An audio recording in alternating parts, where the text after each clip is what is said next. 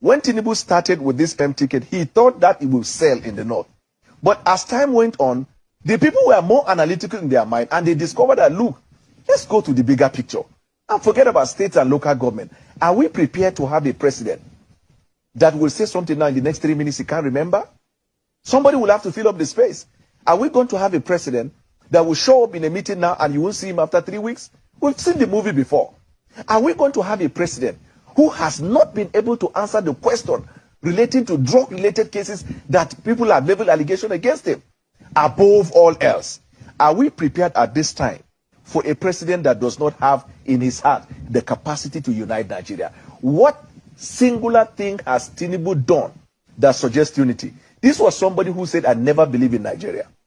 This was somebody who tried to divide the North and the South on the basis of religion. This is somebody from the South has wanted to divide the South along ethnic lines.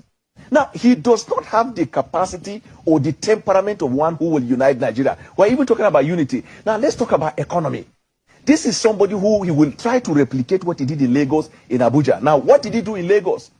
The Alpha Beta, his company, took over the state revenue collection. If he becomes president, FIRS will be taken over by Alpha Beta.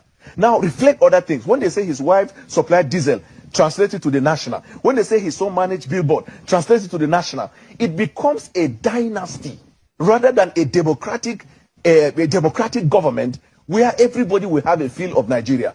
So if you look at it from left, right, center, from character and fitness, from intellectualism, from mental stability, from agility, from the sense of unity, he does not stand a chance.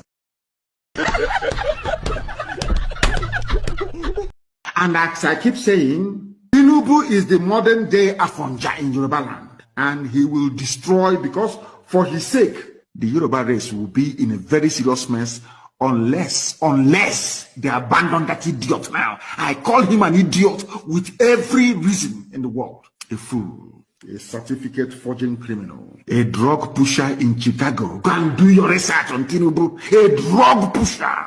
A kleptomaniac extraordinaire, a thief of unimaginable, a living rogue, a stealing machine.